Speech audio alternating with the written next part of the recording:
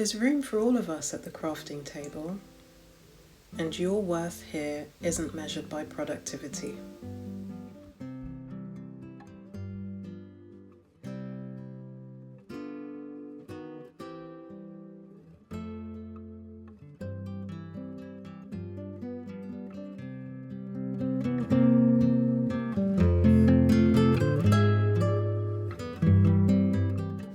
This is a video about slowness in crafting without urgency in a world of mass production and pressure to, for example, crochet or knit 5,985 items every month to share on all your social media channels.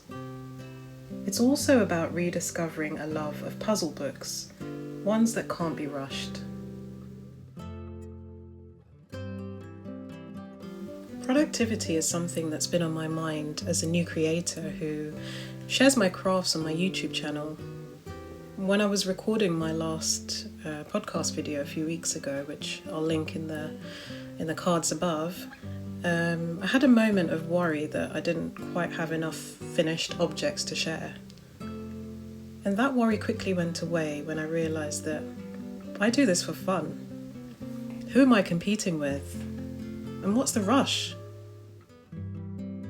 I recently watched a video by Issy Knits, and I can link her video if you're interested in watching it. And it was about toxic productivity and the relentless pressures of Knitstagram. And it made me reflect on my own output. I enjoy the process as much as the end product, which is why, or probably why, I enjoy watching and now making project vlogs. But there's no quicker way to kill my creative buzz than to rush through a project, at least for now, where, any deadlines are self-imposed. I'm not saying there's anything wrong with a super productive maker who, as part of their small business, churns out scrunchie after crop top after hat. In fact, I do love watching those videos sometimes. I'm always impressed with their speed and work ethic, and I love seeing all the cute things that they make. Sometimes, though, I'm just in the mood to slow down, watch a project vlog, or a yarn shop tour, or a chatty podcast. And some days it's not about being productive, but just about existing.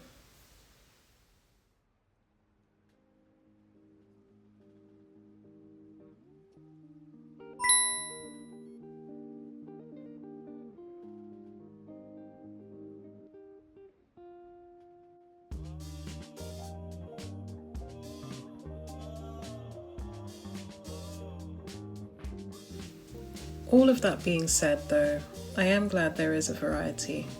We can just exist and flourish side by side in a judgment-free zone.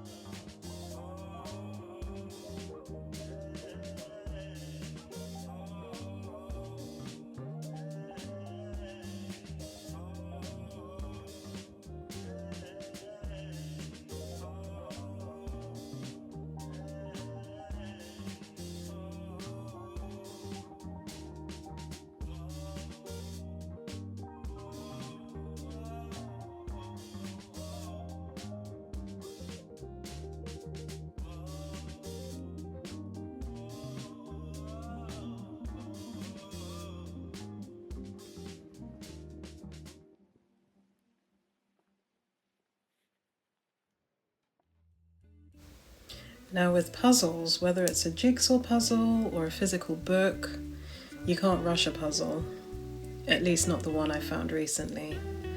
They're a great tool for pressing pause on all the to-do lists and the constant scrolling on our phones. And sometimes in 2025, that's something that is badly needed. So I came across this dot-to-dot book on my travels, and aside from being taken in by the cat on the cover, I was also taken back to childhood and my love of puzzles and board games. Anyone remember those activity books that you got as kids on planes or in restaurants or in your favourite magazines? I live for those puzzles. So you can imagine how delighted I was to come across Emily Wallis's book of fabulous dot-to-dot pictures. I sat in the garden and I started on a new puzzle, and then I also discovered how apt the puzzle that I chose was for the location I was in.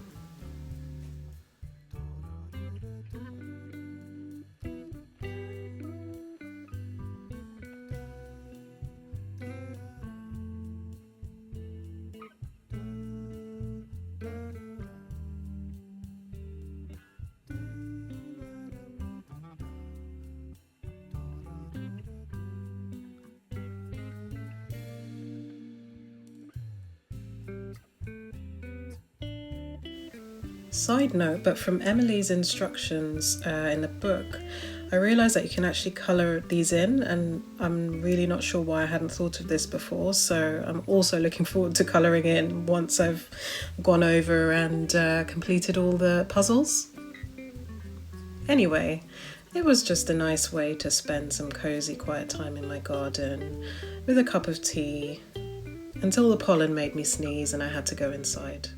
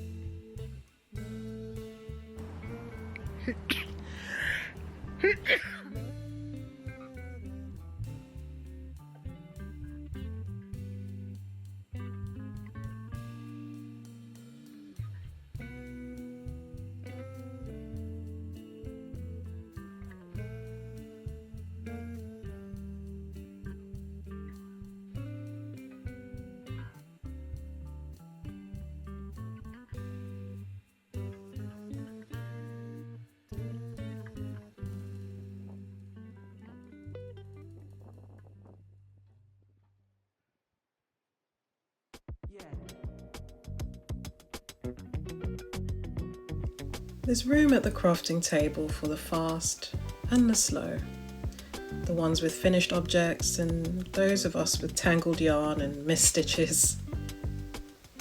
But for now, I'm happy in the slow lane.